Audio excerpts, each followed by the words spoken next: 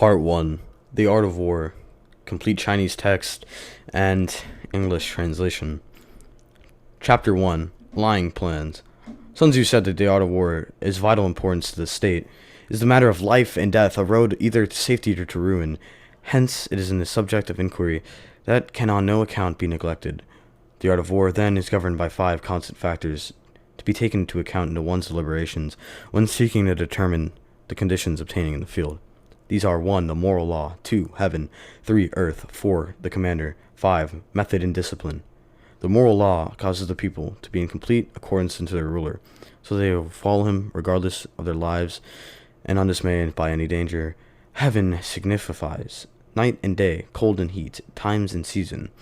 Earth compromises distance, great and small, danger, security, open ground, narrow passes, the chances of life and death. The commander stands for virtue of wisdom, sincerity, benevolence, courage, and strictness. By method and discipline are to be understood by marshalling of the army in proper subdivisions, the graduation of rank among the officers, maintenance of roads by which supplies may reach the army, as controlled military expenditure. These 5 heads should be familiar to every general. Who knows them? They will be victorious. He who knows them shall not be fail. Therefore, in your deliberations, when seeking to determine the military conditions, let them be made by the biases of comparison in this wise. When the 2 sovereigns are imbued by the moral law, which 2 generals has the most ability? When to whom lie the advantages deprived of heaven and earth? On the side is discipline, most rigorously enforced. Which army is stronger? On the side of officers, which men are more highly trained? In which army are the greater consistency with both reward and punishment? By men. Any means of these 7 conditions consideration I can forecast victory or defeat. The general that hearkens to my counsel, acts upon it, will conquer. Let to be retained in command. The general that hearkens may not be counsel, nor acts upon it, will suffer defeat. Let one such thing be dismayed. The heeding of profit of my counsel, avail yourself to help with any circumstance, over beyond ordinary rules, according to as the circumstances are favorable. One should modify one's plan. All warfare is based on deception. Hence, we are able to attack. We must see unable. When we're using our forces, we must seem inactive. And when we are near, we must make the enemy believe that we are far away. When we're far away, we must think the enemy believe that we are near. Hold out baits, entice the enemy. Feign disorder, crush him. If secure points, be prepared for him. If he is superior strength, evade him. If your opponent is of choleric temper, seek to irritate him, pretend to be weak, that he may grow arrogant. If he is taking his ease, give him no rest. If his forces are united, separate them, attack them. Where he is unprepared, appear where you are not expected. The military devices leading to victory must not divulge beforehand. Now, general who wins a battle makes many calculations in the temple ere to the battle is fought. The general who loses makes but few calculations beforehand. Thus do the calculations lead to victory, and few calculations to defeat. How much more no calculation at all, and is the attention of the point that can foresee who's likely to win or lose the battle. Chapter 2: Waging War. Sun Tzu said, in operations of war, where there are in the field thousands swift chariots, as many heavy chariots, and 100,000 mail-clad soldiers, with provisions enough to carry them within 100,000 li. The expenditure at home and in its forefront, including entertainment of guests, small items such as glue and paint, and some spent in the chariots and armor, will reach a total of thousands of ounces of silver per day. Such is the cost of raising an army of 100,000 men. When you engage in actual fighting, if victory is long in coming, the men's weapons will grow dull, and the ardor may be damped. If you lay siege to a town, you will exhaust your strength. Again, the campaign is protracted. The resources of state will not be equal to the strain. Now, when your weapons are dulled, your ardor damped, and your strength exhausted, and your treasures spent, other chief attained will spring up and take advantage of your extremity. Then no man, however wise, will be able to avert the consequences that must ensue. Thus, though we have heard stupid haste in war, cleverness has never been associated with long delays. So, There is an instance of a country having benefited from prolonged warfare. No instance at all. It is the only who is thoroughly acquainted with the evils of war that can thoroughly understand the profitable way of carrying it on. The skull-fitting soldier does not raise a second levy, neither are his supply wagons loaded more than twice. Bring more material with you from home, but forage on the enemy. Thus, the army will have food for its own needs. Poverty of the state, exchequer, causes an army to be maintained by contributions from a force. Contributing and maintain an army from a distance causes the people to be improvised. On the other hand, the proximity of an army causes prices to go up. The high prices cause the people's subsistence to be drained away, and their subsistence is drained away. The peasantry will be afflicted by heavy executions. With its loss of substance and exhaustion of strength for their homes of the people, they'll be stripped bare, and 3/10 of their income will be dissipated.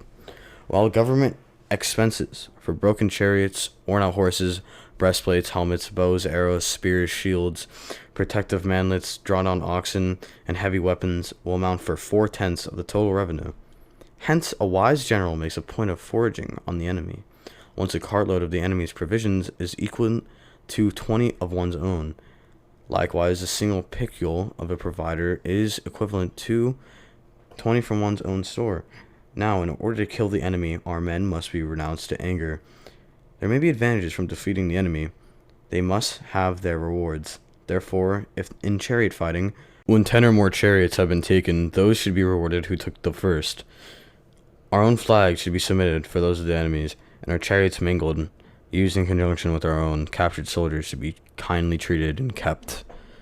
This is called using the conquered foe to augment one's own strength. In war, let your great object be victory, not lengthy campaigns. Thus, be known as the leader of the armies and bitter of the people's fate. The man whom depends the nation shall be in peace or peril. Chapter 3. Attack by Stratagem. Sun Tzu said, in the practical art of war, the best thing is to take the enemy's country whole and intact. To shatter and destroy is not so good. So too, it is better to capture an army entire than to destroy it. To capture a regiment, a detached company entire, than to destroy them. Hence, to fight and conquer in all your battles is supreme excellence. Supreme excellence consists in the breaking the enemy's resistance without fighting them. Thus, the highest form of generalship is to bulk the enemy's plans. The next best is to prevent the junction of the enemy's forces, and the worst policy is all to besiege walled cities. The rule is not to besiege walled cities if it can possibly be avoided. The preparations of mantlets, movable shelters, and various implements of war will take up to 3 months, and piling over mounds over the walls will take 3 more months. The general, unable to control his irritation, will launch his men to the assault like swarming ants. With the result, 1/3 of his men are slain, while the town still remains untaken. Such disastrous effects of the siege. Therefore, the skillful leader subdues the enemy's troops without fighting them.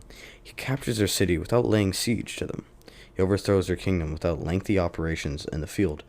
His forces will intact dispute and mastery of the empire. Thus, without losing a man, his triumph will be complete.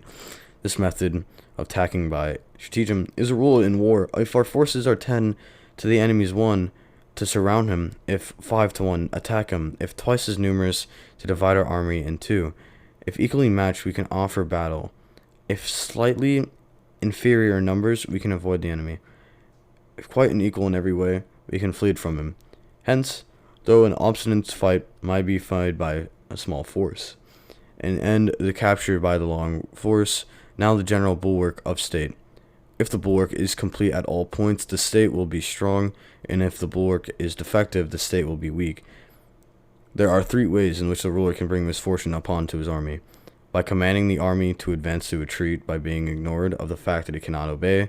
This is called hobbling the army.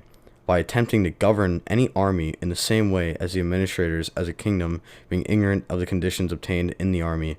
This causes restlessness in the soldier's mind. By employing the officers of the army without discrimination, through the ignorance of military principle, adaptation to circumstances, this shakes the confidence of the soldiers. But when the army is restless and distrustful, troubles surge to come, and the other feudal princesses and princes, the simple bringing of anarchy into the army, flingering victory away. Thus, we may know that there are 5 essentials for victory. 1. He will win who knows when to fight and when not to fight. 2. He will win when he knows how to handle both superior and inferior forces. 3. He will win when those armies are animated by the same spirit throughout its ranks. 4. He will win who has prepared himself and waits to take the enemy unprepared. 5. He will win if the military capacity is not inferred by sovereignty. Victory lies in the knowledge of these 5 points. Hence the saying, if you know the enemy and you know yourself, you need not fear the result of 100 battles. If you know yourself and not the enemy, for every victory gained you will also suffer a defeat. If you neither know the enemy nor yourself, you will succumb in every battle. Sun Tzu said that the good fighters of the old first put themselves beyond the possibility of defeat, and then waited for the opportunity of defeating the enemy. To secure ourselves against defeat lies in our own hands, but the opportunity of defeating the enemy is provided by the enemy himself. A good fighter is able to secure himself against defeat, and he cannot make certain of its defeating the enemy. Hence the saying, one may know how to conquer without being able to do so. Security against defeat implies defense tactics. Ability to defeat the enemy means taking the offensive. Standing on the defensive indicates insufficient strength by attacking. A surabundance of strength. The general who is skilled in defense hides in the most secret recesses of the earth. He is skilled in attack, flashes forward to the topmost heights of heaven. Thus, on the one hand, we have the ability to protect ourselves, and on the other, victory that is complete. To see victory only when it is within a ken of the commanders or of the common herd is an acumen of excellence. Neither is the acumen of excellence if you fight, conquer, and the whole empire says, well done. To lift in autumn hair is no sign of great strength. To see sun and moon is no sign of sharp sight. To hear the noise of thunder is no sign of quick ear. What the ancients called a clever fighter is one who not only wins, but excels in winning with only ease. Hence, his victories bring up neither reputation for wisdom nor credit for his courage. He wins his battles by making no mistake. Making no mistake is what establishes certainty of defeat, for no conquering enemy is already defeated. Hence, the skillful fighter puts himself into a position that makes defeat impossible, and does not miss the moment to defeating the enemy. Thus, it is in war, victorious strategies only seek battle after the victory has been won, whereas he who is destined to defeat first fights and afterwards looks for victory. The consummate leader cultivates the moral law and strictly adheres to a method of discipline. Thus, it is in the power to control success. In respect to military method, we have firstly measurement, secondly estimation of quantity, thirdly calculation, fourthly balancing of chances, fifthly victory. Measurement owes its own extinction to the earth. Estimation of quality to be measured, calculation to estimation of quantity, balancing of chances to calculation, and victory balancing of chances. A victory army opposed to roulette one is as pounded weight placed in scale against grain. An onrush of conquering forces is like bursting into penitent waters, the chasm of 1,000 fathoms deep. Chapter 5. Energy. Sun Tzu, the control of large force, is in the same in principle as the control of a few men. It is merely a question of dividing up their numbers. Fighting a large army under your command is no wise different from fighting with a small one. It is merely a question of instituting signs and signals to ensure that your whole host may withstand the brunt of the enemy's attack and remain unshaken. This is effected maneuvers direct and indirect. The impact of your army may be like a grindstone dashed against an egg. This is effective at the science of weak and strong points. And in all fighting, the direct methods may be used to joining battle, but indirect methods will be needed in order to secure a decisive victory. Indirect tactics, efficiently applied, are exhaustible as heaven and earth, unending as flow of rivers, streams like sun and moon, and they end and begin anew. Like the 4 seasons, they pass away to return once more. There are not more than 5 musical notes, yet the combination of these five give rise to melodies that can never be heard. And they're not plain of the five primary colors, yet in combination they produce more hues that can never be seen. Not more than five cardinal tastes, but in combination they yield flavors that can't be tasted. In every battle, there are not more than the two methods of attack, the direct and indirect. And yet the two combinations give rise to an unending series of maneuvers. The direct and indirect lead on to their way to turn. It is like moving in a circle. You can come to an end. Who can exhaust in the possibilities of their combination? The onset of troops is like the rush of torrent, which even roll stones along in the course. The quality of decision is like a well-timed swoop of a falcon. When it enables, it is to strike and destroy its victim. Therefore, the good fighter will be terrible to the onset and prompt set in his decision. Energy may be linked in the combination of crossbow decision to releasing to the trigger. Amid in turmoil of the battle, there may be seeming disorder, but yet no real disorder at all. Amid confusion and chaos, you may array and be heard or heard without a tale, yet it will be proof against deceit and defeat. Stimulated disorder postulates perfect discipline. Simulated fear postulates courage. Simulated weakness postulates strength. Hiding order beneath the cloak of disorder is simply a question of subdivision, concealing courage under a show of timidity. So, perception a found of latent energy, making strength and weakness is to be affected by tactical disposition. This ones who is skillful at keeping the enemy on the move that means deceitful appearances, according to which the enemy will act. He sacrifices something that the enemy may snatch at. If holding his baits correctly, he keeps on the march. Then with a body of picked men he lies in wait for him.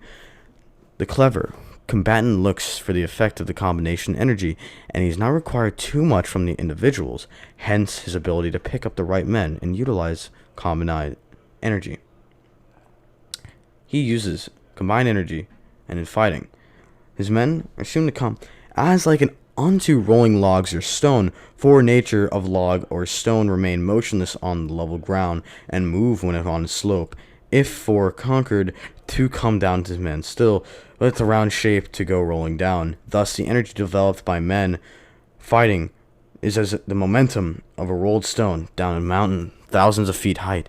So much of the subject on energy. Strong points. Sun Tzu said, however, in his first in the field awaits the coming of the enemy will be fresh for the fight.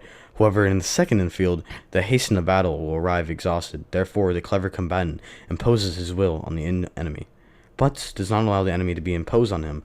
By holding out his advantages to him, he can cause the enemy to approach on his own record, or by inflicting damage, he can make it possible or impossible for the enemy to possibly draw near. If the enemy is taken in him in ease, he can harass him, and while supplied his food, he can starve him out, and quietly encamped, he can force him to move, appear at points when which the enemy is not hastened to defeat, march swiftly into places where you are not expected. An army may march great distances without not distress, if it marches through a country where the enemy is not at all. You can be sure of succeeding in your attack. If only your attack places that are undefended, you can ensure safety of your defense if you hold positions that cannot be attacked. Hence the general is skillful in attack whose opponent does not know what to defend. He's skillful in defense whose opponent does not know what to attack. O divine art of subtlety and secrecy, though you will be learned in invisible through you inaudible, and hence we can hold the enemy's fate in our hands. You may be able to advance and absolutely irresistibly and make for your enemy's weak points. You may retire and be safe from your pursuit if your movements are more rapid than those of the enemy. If we wish to fight, the enemy can be enforced to engage, and even though we might be sheltered behind from a high rampart and a deep ditch, all we need to do is attack some other place and we'll be obligated to be relieved. If we do not wish to fight, we can prevent the enemy from engaging with us through the lines of encampment by merely traced about on the ground. All we need to do is throw something odd, unaccountable in his way, discovering the enemy's dispositions, remaining irreversible ourselves. We contain this invisibility. We can and keep our forces concentrated, while the enemy must be divided. We can form a single united body. The enemy must split into fractions, hence the whole pitted against the separation parts as a whole. And if unable to thus to be attacked in inferior force, the superior one, our opponents will desire strength. The spot at which intended to fight must be made known for the enemy, so we will repair against possible attacks at several different points. His forces being thus disturbed in many directions, the numbers we shall have to face at any given fort will be proportionally few. For the enemy's strength, his van will be weakness. His rear should be strengthened in his rear. He weaken his van should be strengthened his left. He will weaken his right. Then he will strengthen his right. He will weaken his left. If he sends reinforcements everywhere, he will be weak everywhere. Numerical weakness comes into repairance of possible attacks. Numerical strength compelling our adversary preparations against us. Knowing the place and time in the coming battle, we may concentrate the greatest distances in order to fight. But neither time nor place, now in the left wing, should be impediment to the successor, the right equally impediment to successor on the left, the van unable to relieve for the rear, or the rear to support the van. How more to the furthest positions of the army, anything under 100 li apart, and even the separation, the nearest separated by several li, though according to the estimates of soldiers you exceed our own in our number, the shall advantage of the northern in matter of victory. I say the victory can be definitely achieved. Though the enemy be stronger in numbers, we may have to prepare him from fighting, scheme so as to discover his plans of the likelihood of their success, ruse him, and learn the principle of his activity and inactivity, force him to reveal himself, so he finds out his vulnerable spots. Carefully compare the opposing army with your own, and you may know strength is superabundant and where it is deficient.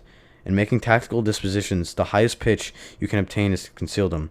Conceal your dispositions, and you will be safe from the prying, subsist spies, from of the wisest of brains. How victory can be produced? Well, for them, the enemy is on our own tactics. The multitude cannot comprehend. All men can see tactics whereby I conquer, but when none can see strategy out the victory is evolved.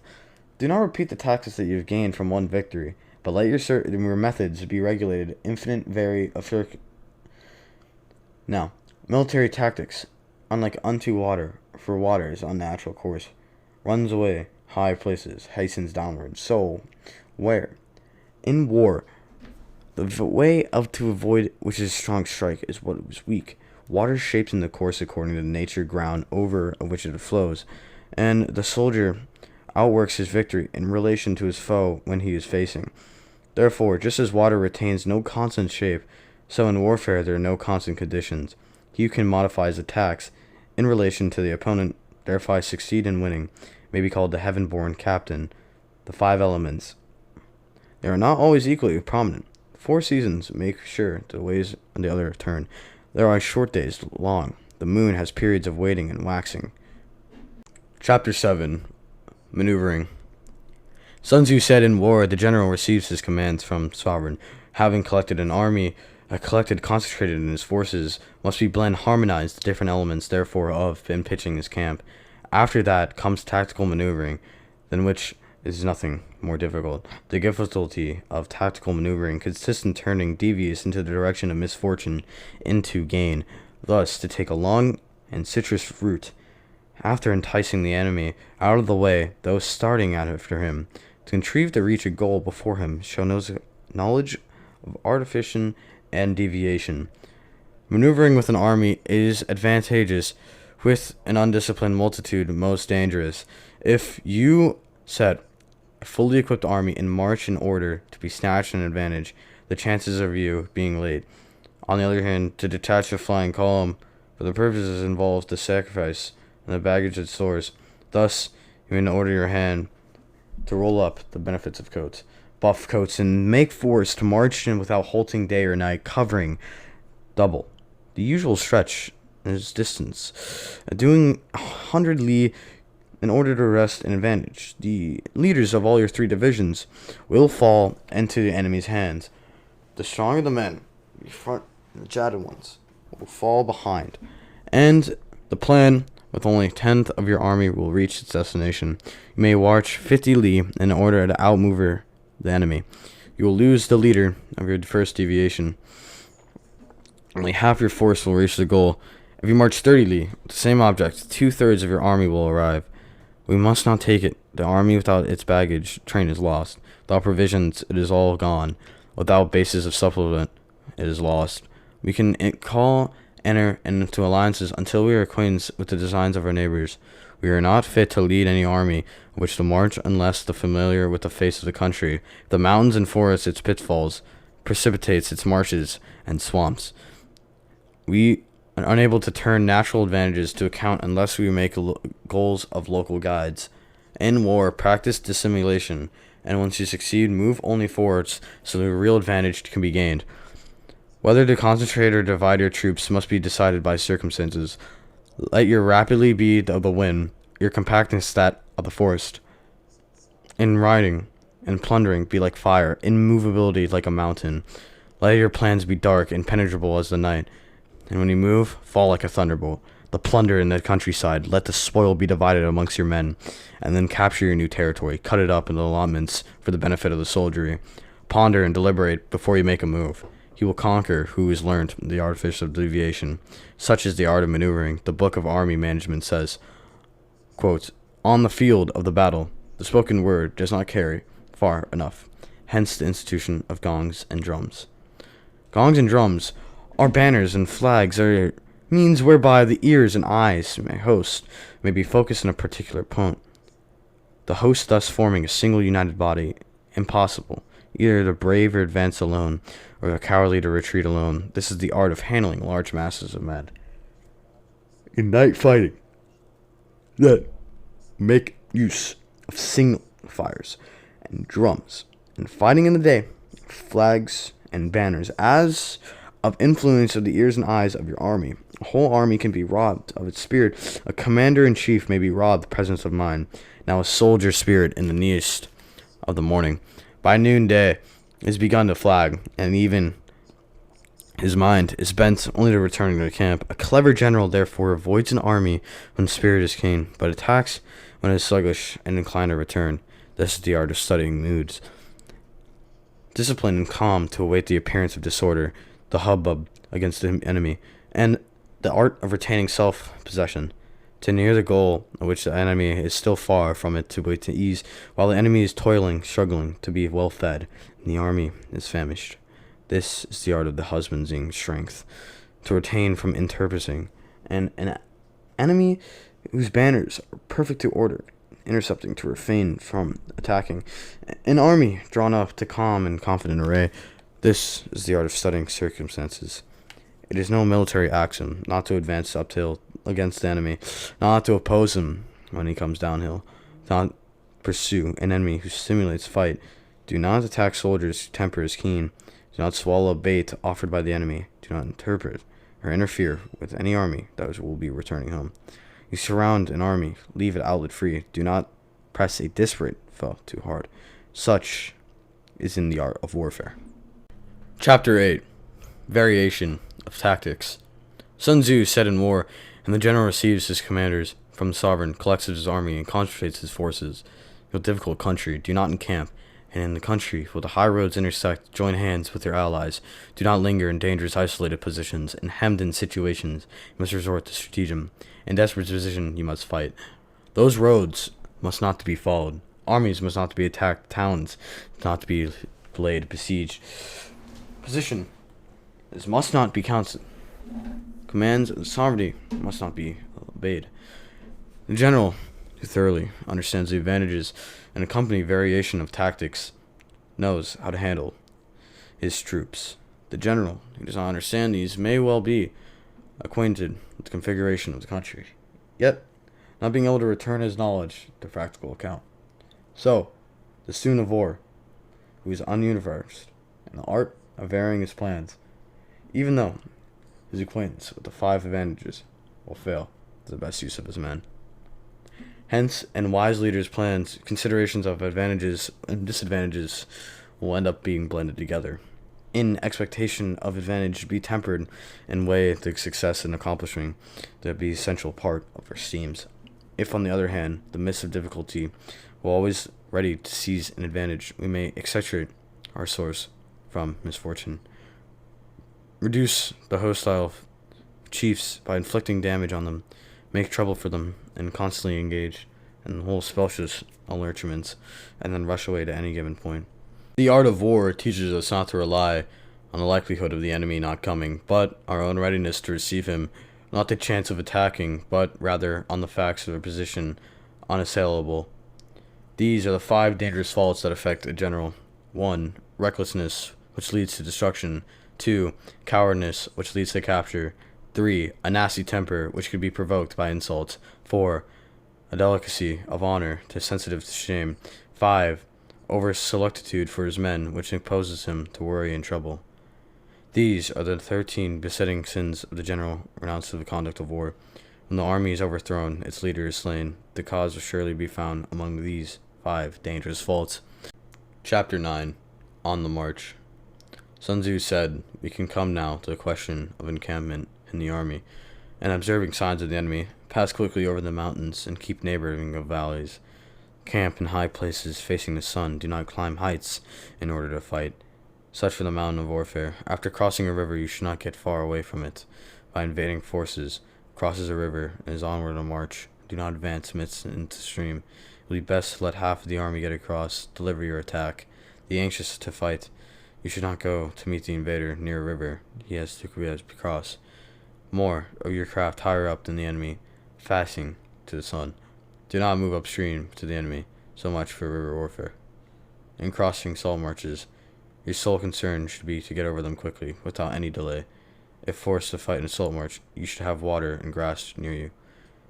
Do not clump of trees. So, for your operations in salt marshes, in the dry, level country, take up easy and accessible positions without rising to your ground. To right, so to your rear. To the danger may be in front, and safety may lie behind. So much for encamping in a flat country. These are the 4 useful branches of military knowledge. Well, when they are enabled by the Yellow Emperor to vanquish 4 servants or several of sovereignty. All armies prefer high ground to low, and the sunny palaces to the dark. So be careful of your men. Camp on hard ground. The army may be free of disease of every kind, and this will spell victory. When you come to the hill or bank, occupy the sunny side, with a slope to your rear. Then at once the benefit of your soldiers will utilize the natural advantages of the ground. When consequence of the heavy rain fills up the country of a river, then you wish the ford is swollen and fleckled with foam, you must wait until it subsides. Country in which the precipitous cliffs, torrents, running deep between deep natural hollows, confined places with tangled thickets, quagmires, and crevices, they should be left, and possible speed should not be approached. While we keep away from these such places, we should get to know the enemy to approach them. While we face them, we should let the enemy have the rear. If in the country of your camp there should be a hill country, and the surroundings of the aquatic grass, hollow basin filled with reeds or wood, thick undergrowth, hollowed with a these must be carefully rooted and searched, for the places might be ambush, insidious spies might be lurking. Highly likely, when the enemy is close at hand and remains quiet, he is relying on the natural strength of his position. When keeps aloft and provokes in a battle, he is anxious for the other side to advance. If his in place encampment is easy, he is tendering a bait. If moving amongst the trees for foresight shows the enemy is advancing, the appearance of number of screens in the midst of the thick grass means the enemy wants to make us suspicious. The rising of birds in the fight, the sign of among us ambuscade. Startling beasts indicate sudden attack is coming. When the dust rising in a high column, it is in the sign of the chariots advancing. When the dust is low, but spread of the wild area, then betokens approach of the infantry. When the branches put out different directions, it shows parties that have been sent to collect the firewood. A few clouds of dust moving to and fro, seemingly to armies encamping.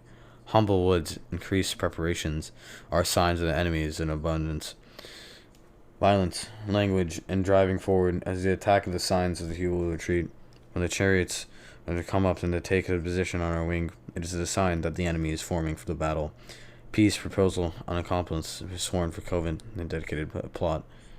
When there is such meaning running around, the soldiers will fall in the rank, meaning critical moment has come.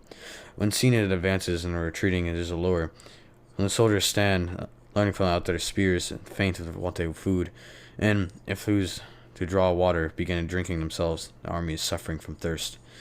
The enemy sees an advantage to be gained, and makes no effort to secure it. Soldiers are exhausted. If birds gather on any spot is unoccupied, clamor by the night betokens in nervousness. If there is disturbance in the camp, the general's authority is weak. If there's banners and flags to be shifted about, sedition is afoot. If the officers are angry, it means that their men are wary. When the army feeds, there's a horse with the grain and kills for the cattle for food. The men do not have cooking pots over campfires, showing that they will not retreat to their tents. They might be determined to fight to their death. The sight of men whispering together in small knots, speaking in subdued tones, points of disaffection amongst rank and file. Too frequent rewards signify that an enemy, at the end of his resources, too many punishments, betrayed a condition, dire distress.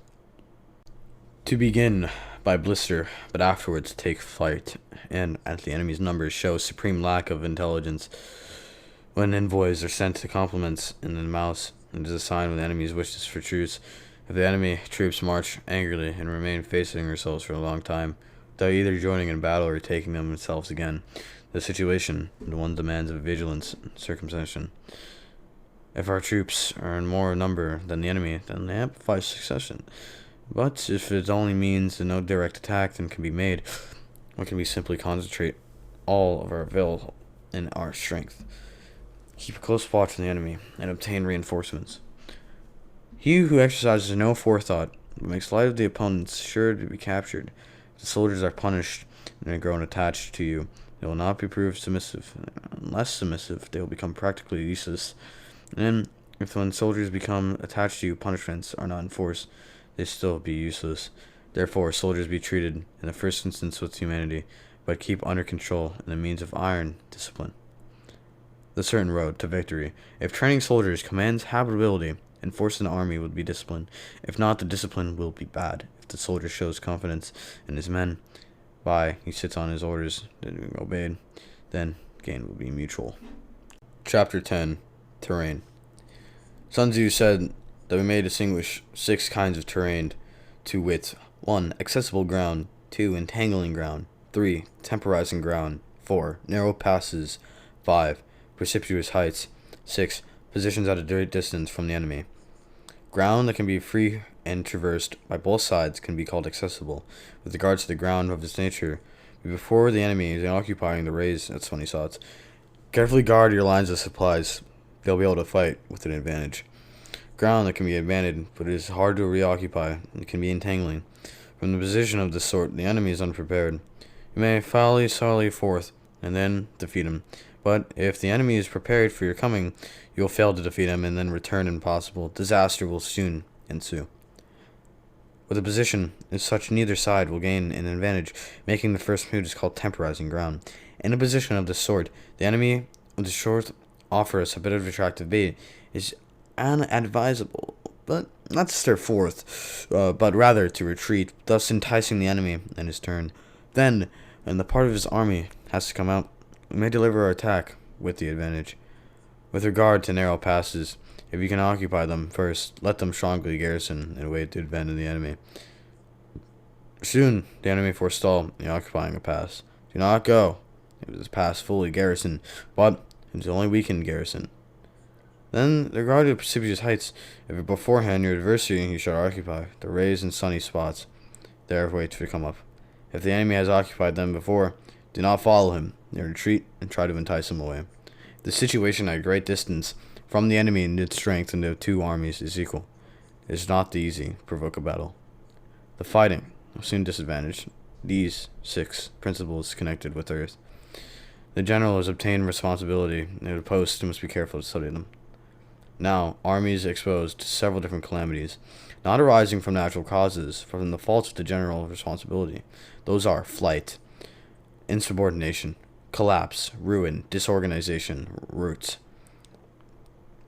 other conditions can be equal, and if a force is hurled against them in 10 times its size, the result would be fight on the former. When the common soldiers are too strong and the officers are too weak, the result is insubordination. When the officers are too strong and the common soldier is too weak, the result is complete collapse. When the higher officers are angry and insubordinate, meaning when they give the battle their own account from a fleeing resentment, before the commander-in-chief can tell whether, if he's in position to fight, the result is ruin.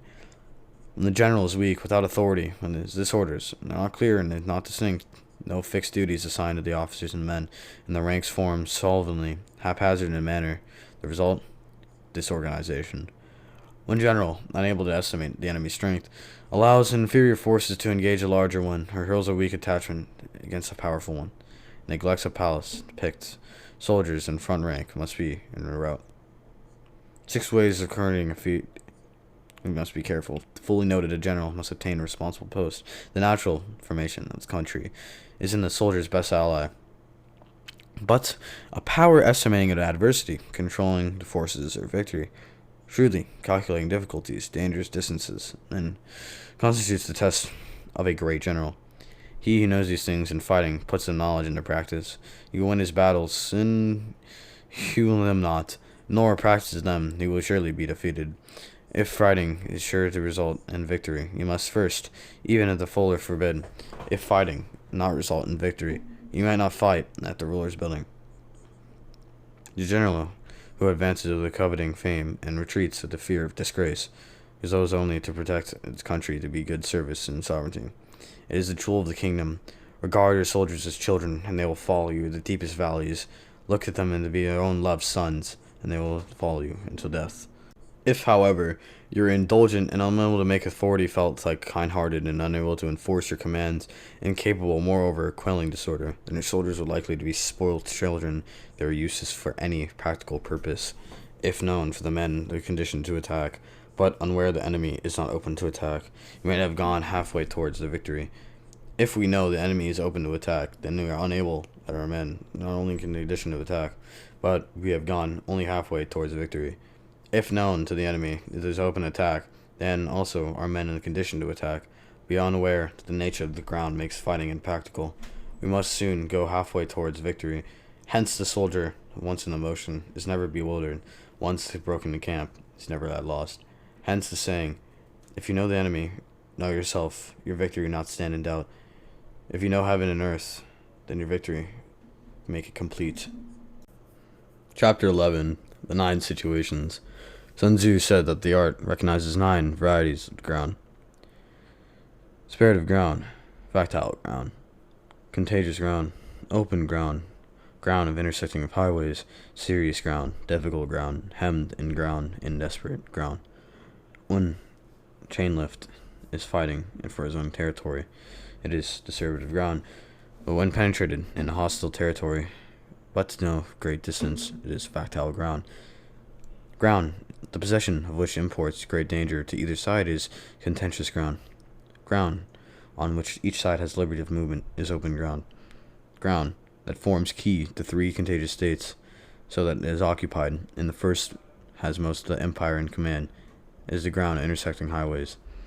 When an army is penetrated into the heart of its also country, leaving number of fortified cities in its rear, it is in serious ground. Mountains, forests, and rugged steppes, or marches and fens, all country that is to traverse. This is difficult ground. Ground in which is reached within narrow gorges, and then retire from tortuous path, so that the small number of the enemy would suffice to crush a large body of foes men, is hemmed in ground. Ground in which can be saved from destruction by fighting without delay is desperate in ground. On the spirit of ground, therefore fight not. On factile ground, halt not. On continuous ground, attack not. On open ground, do not try to block the enemy's way. On ground intersecting in highways, join hands with your allies. On serious ground, gather and plunder. It is difficult to steadily on march. On hemmed in ground, resort to stratagem. On desperate ground, fight. Those, the skillful leaders of old, knew that to derive the wedge between the enemy's front and rear, to prevent cooperations between large and small divisions, to hinder the good troops from rescuing the bad, the officers rallying the men, While the enemy's men are scattered and prevented from the contracting and centering forces, even when the forces were united and managing to keep from disorder and keep their advantages, they make still and not move not. They go forward, with otherwise they can still stop still, if asked to cope with the great host of the enemy, or orderly array in the point of marching to be into the attack. I should say, begin with the season, and something which the home holds dear, and the amenable to your will. Rapidity is the essence of war. Take the advantage of the enemy's unreadiness, make the unexpected routes, and then attack the unguarded spots. The force of the principle is to be absorbed by the invading force. The further you penetrate into a country, the greater the solidarity of your troops, and thus defend. They will not prevail. They must force and fertile country to supply with their army with food. Carefully with the well-being of your men, and do not overtax them. Concentrate your energy and hoard their strength. Keep them continually on the move, and devise unfathomable plans. Throw your soldiers into positions whence they have no escape. They prefer to death to flight. If face death, they will likely not achieve. Officers and men alike will not put forth their uttermost strength. Soldiers in desperate strength lose sense of fear, and there is no place of refuge, and will stand firm. If there's not in the heart of the hostile country, they will not show a stubborn front.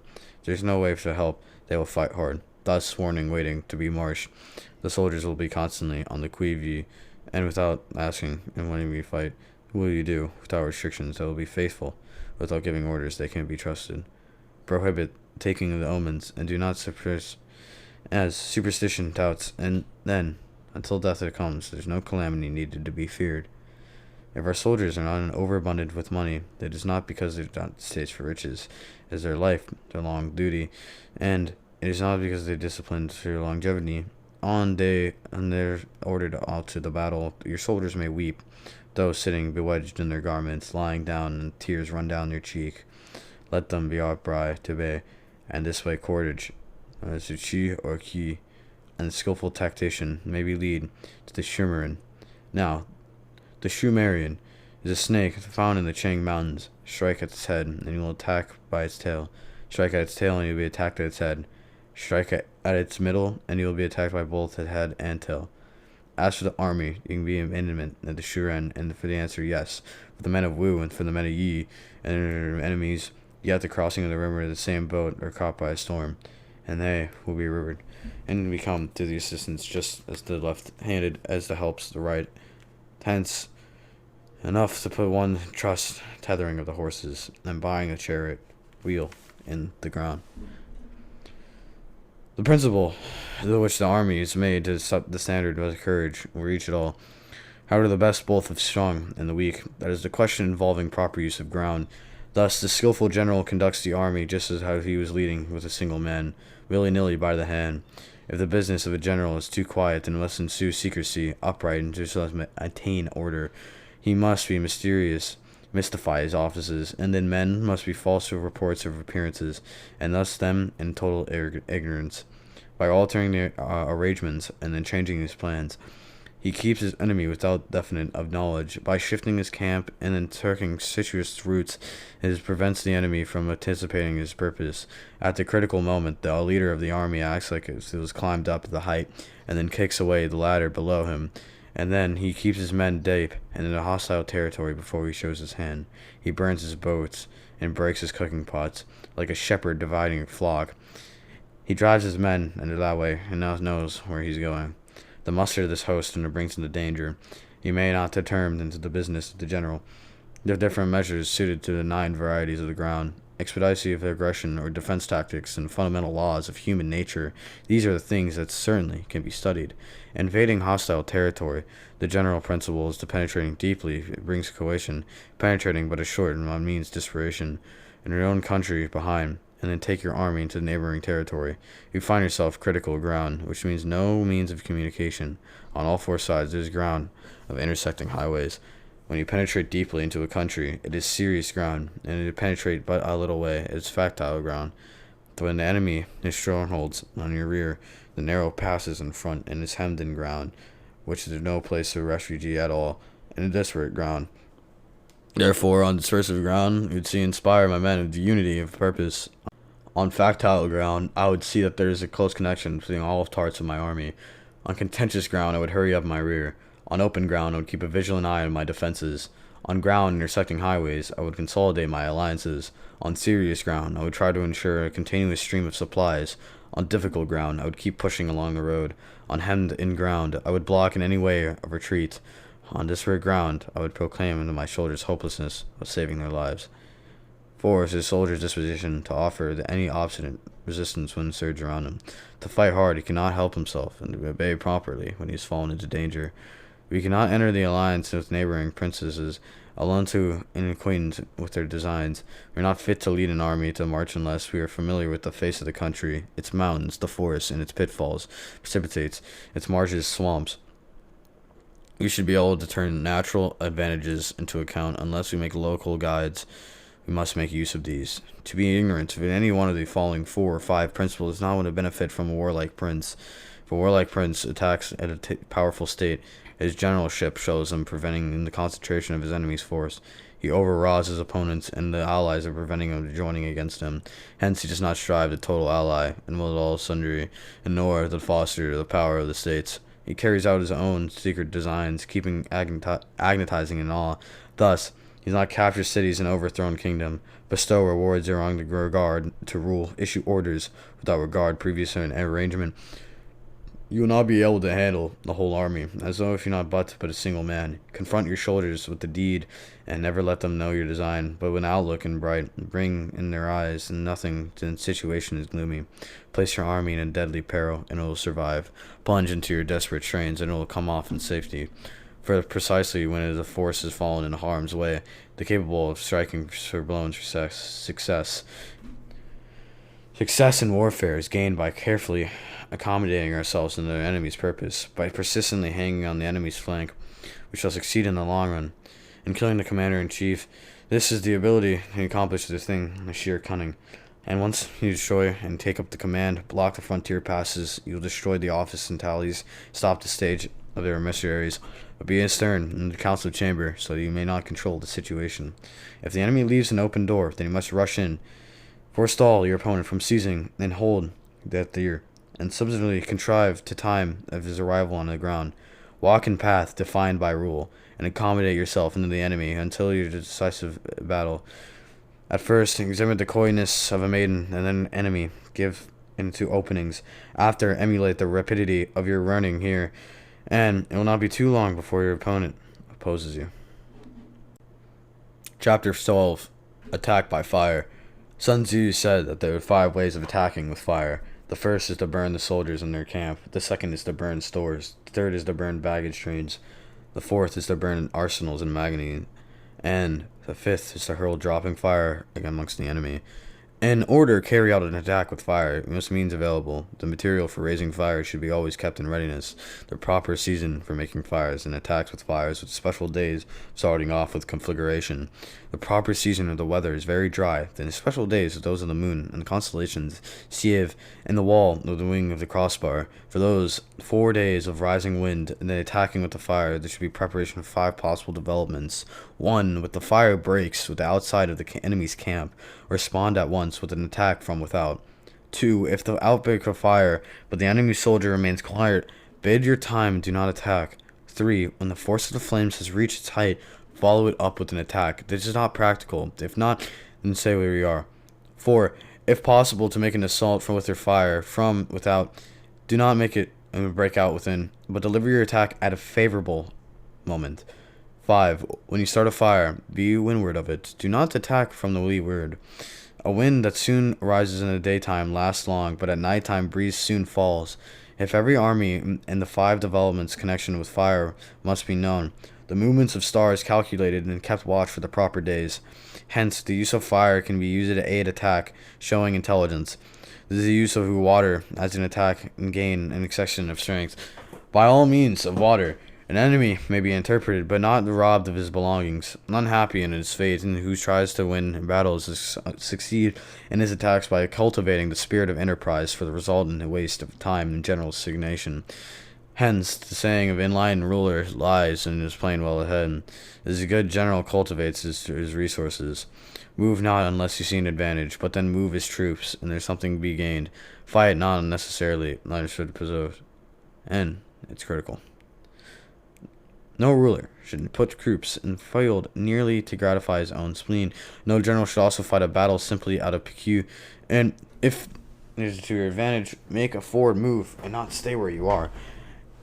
Anger may be the change of gladness. Vexation may succeed by content, and but a kingdom and that has once been destroyed can come back to life into being again. Nor can the dead ever be brought back to life. Hence, enlightenment ruler is headful, and good general full of caution. This is to keep country at peace and army intact. Chapter 13. The use of spies. Sun Tzu said, raising the host of 100,000 men and marching the great distances entails heavy loss on the people who drain the resources of the state.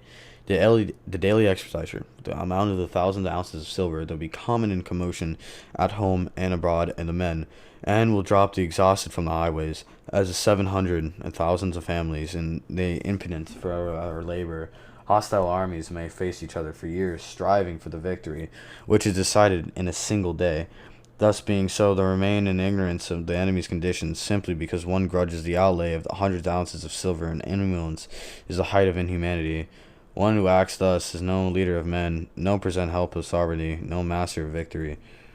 Thus, to be able to a wise sovereign and a good general strikes to conquer and achieve things that are beyond reach of ordinary men, which is foreknowledge. Now, the foreknowledge cannot be exceeded in the spirit, and it cannot be obtained inductively from experience, nor deductive calculation. No, knowledge of the enemy disposition can be obtained from other men. Hence the use of spies. There are 5 classes of these spies. 1. Local spies. 2. Inward spies. 3. Converted spies. 4. Doomed spies. 5. Surviving spies. When the 5 spies are called at work, none can be discovered the secret system. This is called divine manipulation of threads. It is sovereign and most precious facility. Having local spies means employing service and intimidation of district. Having inward spies, making use of the enemy. Having concerted spies, getting hold of the enemy spies, and then using them for our own purposes. Having doomed spies, doing certain things openly for the purpose of deception, and allowing our own spies to know them and report to them to the enemy. Surviving spies, finally, are those who bring back news from the enemy's camp. Hence it is with the whole army should get no intimate relations to be maintained with the spies. None should be liberally rewarded, and no other business should be secrecy be preserved. Spies cannot be usefully employed without certain intuition and sagacity, and cannot be properly managed without benevolence and straightforwardness. Without subdue and ingenuity of mind cannot be made certain and obtained. And the truth of the reports, be subtle, and be subtle. Use your spies for every kind of business. If secret peace and divulge of a spy, it is time for his ripe, but to be put hold to death together with the man with whom secret was told.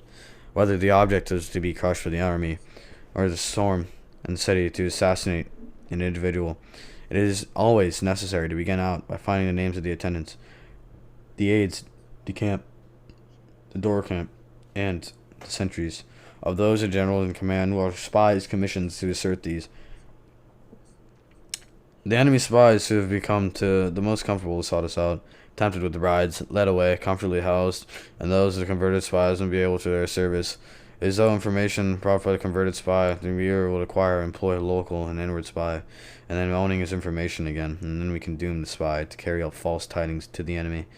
Lastly, and the information to the surviving spy can be used to appoint occasions. The end of the aim, and spying in all 5 varieties, is knowledge of the enemy. That this knowledge can be derived in the first instance from the converted spy. Hence the essential of the converted the spy to be treated in the utmost liberty. Of old, a rise in Yin dynasty, and I true the Qinyai, who served under the Hesun, likely the rise of the Chao dynasty, and under the Yin. Hence, in the enlightened ruler, the wise general, who is the highest intelligence of the army, poses spying. Therefore, and thereby achieve great results, Spies are not an important element in war because they depend on an army's ability to move.